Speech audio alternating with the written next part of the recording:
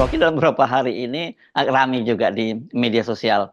Itu rupanya ada satu peristiwa, ini kelihatannya setelah saya lacak Pak, Jokowi melakukan kunjungan di Bantaeng di Sulawesi Selatan gitu, meninjau pompa air dan biasanya Pak Jokowi kan biasa acting sendirian jalan begitu melihat sungai atau waktu itu biasanya melihat, bekas bencana kan sendirian begitu ya, saya nggak tahu apakah ini untuk tujuannya pencitraan atau ada saran-saran khusus gitu untuk Pak Jokowi secara metafisik. Nah kemarin rupanya ketika di Bantaeng itu dia, apa, dia bupatinya mungkin pejabat bupati lah tepatnya itu mencoba mendampingi dia begitu, mendampingi dia. Nah itu kemudian dia ditarik oleh, Pas Pampres dan dibiarkan supaya Pak Jokowi dibiarkan Pak Jokowi sendirian saja gitu. Ini sebenarnya bukan mode baru tapi rame lagi, saya heran sampai akhir jabatan kok masih terus saja Pak Jokowi pencitraan semacam itu ya. Ya, saya justru dengar cerita itu di bandara. Kan saya ada di Makassar bersama dengan Pak Jokowi di Bantaeng gitu kan.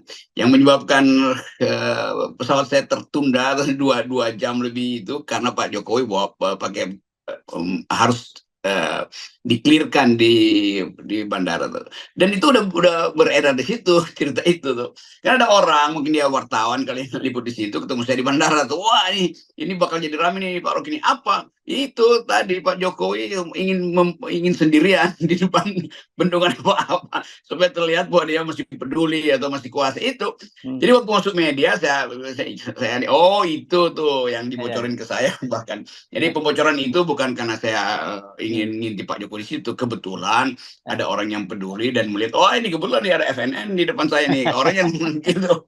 Jadi ceritanya begitu. Iya, iya. Tetapi tetap Mmm, di belakang cerita itu, skenario tidak pernah berubah tuh iya, untuk mengupload Jokowi terus menerus. Tentu kita mesti cari tahu kenapa begitu tuh supaya Jokowi tetap diingat. Kalau Kaisang dicalonkan di DKI, Jokowi diingat. Kalau Kaisang dicalonkan di Sumatera Utara, tetap diingat bahwa Jokowi masih berkuasa. Kan itu sebetulnya yang disebut sebagai operasi media massa itu mmm, untuk membuat supaya orang selalu melihat bahwa Jokowi masih ada di belakang Kaisang. Jokowi masih ada di belakang Gibran. Kaisang harus dipastikan jadi gubernur tuh dimanapun mau DKI di Sumatera Utara tuh dan di kota-kota besar tuh apalagi di Semarang kan. mmm, Jadi kita lihat rentetan upaya untuk mendalilkan bahwa Jokowi memang menginginkan dinastinya itu tidak boleh punah. Itu dasarnya.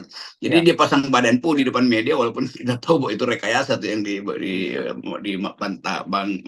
Makassar itu. Bantaeng Bantaeng ya. Pantai ya. Ini sebenarnya nggak Iya. baru, yang video model begini sih nggak baru. Saya ingat banyak sekali peristiwa semacam ini, terutama tempat-tempat bencana ya. Misalnya pernah di Banten, pernah di Lombok dan sebagainya. Tapi saya kira itu biasa. Cuman pertanyaan orang, ini sebenarnya apa ya maksudnya? Apakah, ini dalam rangka untuk semacam visual gitu kalau kita ngomongnya ya dari orang media supaya kelihatan bahwa Pak Jokowi rupanya sangat peduli, care gitu. Tapi, media justru menyebutnya sekarang ketika Pak Jokowi mau bengong sendirian, dia ada warga yang ditarik gitu, itu bahasanya bengong sih. Jadi bukan pencitraan sekarang kalau menurut media. Iya betul. Bayangin misalnya metode pencitraan itu. Kenapa misalnya Jokowi tidak pernah ada foto yang memungkinkan wartawan ambil dari angle yang jauh di IKN. Kan Mhm, ya. IKN sekarang di tembok tuh kira-kira bahwa Ya, oke ada tembok media nggak yang cuma media ini yang boleh masuk segala macam tuh karena di dalamnya berantakan. ya, Tapi ya. kita dapat banyak bocoran justru dari laporan investigasi media-media asing tuh yang kemudian viral akhirnya mungkin media asing pun nggak boleh lagi masuk ke IKN. Tapi Mmm, kalau soal Bantaeng kan bagi media asing ngapain saya mau usut mhm, di situ itu kan peristiwa kecil yang mereka juga bisa lihat mhm. di situs-situs berita nasional. Tapi selalu ada yang eksklusif tuh. Misalnya laporan Bloomberg kemarin itu seminggu lalu itu sepenuhnya tentang IKN dan terlihat bahwa berantakan isi IKN itu. Mhm, Apalagi kalau kita nguping dari mereka yang ikut dengan Pak Jokowi walaupun lingkaran ketiga dan bisa tahu bahwa sebetulnya memang IKN itu nggak bergerak tuh. mhm, Jadi sebetulnya Jokowi tetap ingin pamer sukses dia, tetapi orang mhm. tunggu pameran terakhir mau apa sebetulnya kan menjelang Iya, iya, Oktober. iya. Ini yang kita sebut sebagai orang yang ya kalau bilang kata nggak tahu diri, ya memang nggak tahu diri. Mhm. Model pencitraan yang sama masih diulang-ulang gitu Iya, kan. iya, Dan iya. cara cara menyingkirkan beberapa wajah yang di sekitar Pak Jokowi supaya fokus pada Jokowi. Mhm, Padahal sebetulnya fokus kita mesti pada Prabowo. Kan juga nggak fair tuh. mhm. Prabowo berupaya keras untuk bikin distingsi dengan kebijakan Jokowi. Tetapi Jokowi tentu tahu teknik itu, maka Jokowi panggil lagi orang-orang dekatnya tuh, relawan, surveyor, supaya dempet dia teruskan. Kan itu nggak, ya itu lemdak tapi masih berupaya untuk ganti sayap supaya masih bisa terbang. Ya, bebek lumpuh itu justru kena sayapnya nggak bisa terbang, diterbangkan melalui lembaga survei. Iya, dan rupanya kalau itu saya dapat keterangan juga dari beberapa wartawan di Kalimantan Timur, katanya memang sejak gara-gara ada satu bule, waktu itu ya, bule yang pakai bahasa Indonesia yang dia memviralkan IKN itu seperti mereka kaget seperti kecolongan gitu. Dan, katanya sejak itulah kemudian diperketat untuk masuk ke IKN, begitu Bung Rocky. Iya kan, IKN itu kan kalau disebut proyek negara, semua warga negara mesti tahu sampai di mana proyeknya berlangsung. Iya iya. Tiba-tiba ada seorang bule atau dia bukan warga negara, mungkin jangan-jangan dia Dia warga WNI. negara, udah warga negara. Iya, Iya, karena itu udah WNI. ini dia bukan bule, dia orang yang kritis terhadap pembangunan IKN. Sebagai apa ya? Sebagai warga negara. Kalau dia warga negara Konoha, ngapain dia ada di IKN? Jadi memang dia tahu bahwa dia ingin memperlihatkan pada warga negara Indonesia melalui kacamata dia sebagai orang non Indonesia, tetapi punya KTP Indonesia, bahwa ada yang nggak benar di IKN. Ya ya ya. Dan ini menarik perkembangan terbaru, wartawan juga menanyakan pada Pak Jokowi, bener nggak jadi tinggal nggak bulan Juli ini? Kan Pak Jokowi janjinya bulan Juli akan tinggal di IKN dan baru Agustus upacara gitu ya. Ternyata beliau malah tanya, "Emang udah ada airnya?" Kata Pak Jokowi. Jadi dia sendiri, beliau sendiri itu mulai merasa bahwa itu akan gagal. Karena itu mungkin sekarang lagi rapat di istana itu untuk minta pendapat menteri-menteri, dan menteri-menteri itu pasti akan berbohong. Iya bisa Pak, ini bulan Juli segala macam. Karena menteri-menteri itu nggak mungkin bantah keinginan Pak Jokowi itu. Tetapi sampai pada satu waktu nanti mungkin ada menteri yang bilang, Pak ini ada potensi banjir di 2 hari ke depan nih, ada potensi gempa bumi misalnya tuh kan. Jadi bohongin aja tuh supaya nggak jadi penaikan bendera di situ kan. Jadi tetap ini isu, jadi kayak isu mistik gitu, memaksakan sesuatu jadi mungkin ada tanggal di dalam kaleidoskopnya Pak Jokowi bahwa harus ada bendera dipasang di situ untuk upacara tuh. Ya, ini yang kita sebut sebagai irasionalitas dari seseorang yang berupaya untuk memamerkan prestasi dia, walaupun prestasinya baru 0,02% di IKN. Iya iya. Ini primbon Bung Rocky, bukan kaleidoskop namanya itu. Ya, saya tadi mau pakai kata primbon, tapi nanti dipersoalkan, ya Rocky Oke. Gerung bukan orang Jawa, ngapain ngomong tentang Oke. primbon. Kalau Oke. Hersubenno ya dia mengerti tuh. Oke, baik. Sekarang kita, masuk ke soal ini ya, kaitannya saya kira pasti Anda tadi menyebut Pak Jokowi masih terus pencitraan itu berkaitan dengan dinastinya begitu, dan ini yang menarik kemarin Kaisang kan kemudian bertemu dengan Presiden PKS, dan ketika ditanya oleh, wartawan apakah dia akan mengajukan namanya sebagai, calon gubernur dari yang diusung PKS berpasangan dengan Anies, dia menyatakan dia tidak menyodorkan namanya. Tapi kata dia secara pribadi, kalau saya sih mestinya Pak Presiden PKS yang jadi, calon, karena kan PKS sekarang suaranya terbanyak. Ini mulai masukin jarum-jarum ini juga nih.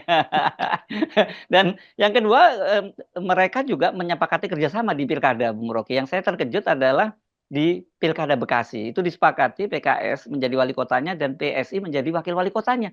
Ini apa yang terjadi dengan PKS gitu? Tetap kita lihat PKS, walaupun secara formal atau official mengatakan, nah, kami belum putuskan. Belum putuskan artinya kemungkinan masih ada untuk gandeng Kaisang, bahkan Iya iya. di Sumatera Utara tuh. Kan kita Bobi ya? mesti lihat bagaimana posisi Pak Jokowi. Jadi ide pertama Jokowi adalah memastikan bahwa anak-anaknya itu harus tetap beredar. Dan beredar itu kesempatan terakhir buat dia adalah di pilkada. Nah, itu artinya seluruh upaya akan dipakai oleh pihak istana, oleh pihak Jokowi. Jadi PKS bagaimanapun akan kesirep. Saya bikin semacam dugaan aja bahwa dia akan kesirep.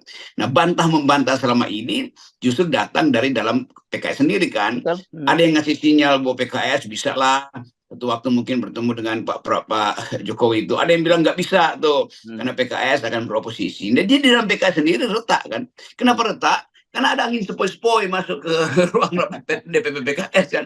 Iya. Jadi bukan masuk angin, ini baru angin sepoi-sepoi. Tentu akan ada tukar tambah material tuh.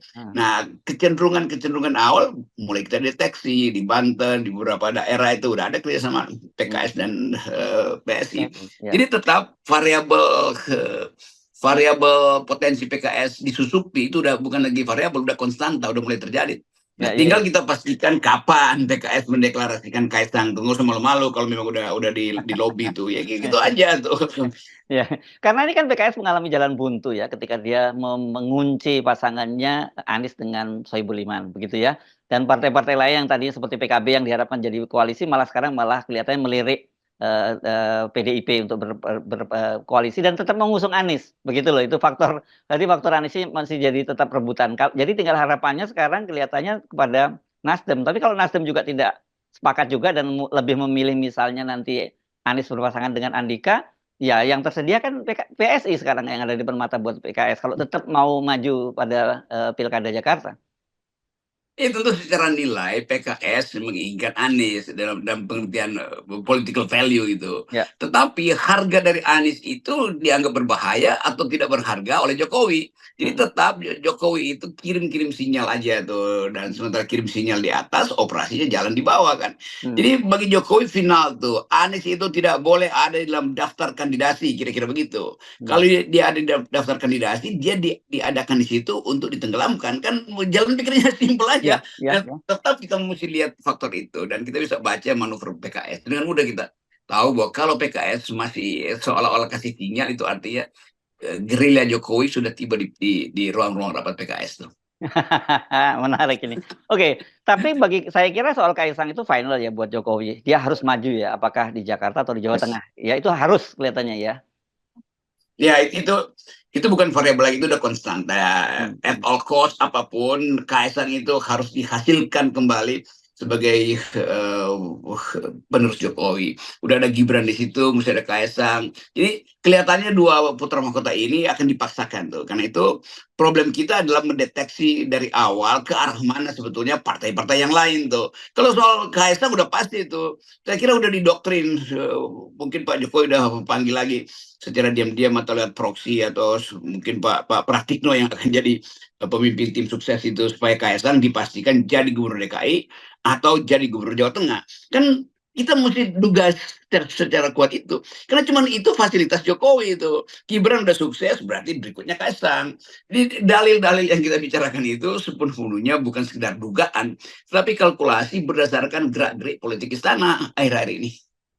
Jadi PKS mesti hati-hati ya, ini mulai dicicil dari wali kota dulu, nanti merambat dia bisa dicicil jadi pilkada di Jakarta, dan kalau itu terjadi saya kira buat PKS ya kalau sampai masuk angin dia akan ditinggalkan oleh para pendukungnya, itu tidak bisa kita pastikan. Ya itu, kita kalau buat PKS ya itu ancaman nilainya itu di situ. Dia akan terancam secara nilai, dan orang tidak lagi mau berinvestasi dalam politik PKS. Jadi ketidaksabaran PKS itu akan berakibat pada kejatuhannya di Jakarta. Itu aja dalilnya. Apalagi kalau PKS sembunyikan kong kali kong mereka ini dengan PSI di wilayah-wilayah yang jauh, tetap terbaca. Jadi kalau mau konsisten ya di luar itu, bukan di Jakarta sok-sok punya nilai, tapi di daerah ya kong kali kong juga. Lo apa bedanya? Kan nilai itu harus konsisten, koheren. Ini partai mau jadi oposisi, karena itu menolak semua kalkulasi material kan. Tetapi sering juga di daerah itu kan, ya itu tukar tambah di daerah nggak terbaca di Jakarta kan. Seolah-olah cuma soal di Jakarta atau soal nasional tuh. Kalau di daerah ya silahkan tuh DPD PKS bisa konco-koncoan dengan DPD PSI, iya. Tetapi dihidupkan itu sebagai wacana, menunjukkan bahwa tidak ada konsistensi ideologi pada PKS. Nah, kita mau tegur dari sekarang, kalau PKS mau bermain politik dan ingin menuai suara di 2009, konsisten aja dari sekarang tuh. Itu kan cuma 2 tahun konsisten kan. Tahun ketiga ini udah isu pilpres lagi kok. Ya, ya, ya, ya. Oke, baik, kita ini saya kira enak kita itu nontonnya ya, Bung Rocky ya. Kita tunggu saja bagaimana kelanjutannya ya, karena janur kuningnya kan pada bulan Agustus ketika mereka mendaftarkan itu ya, Bung Rocky. Oke.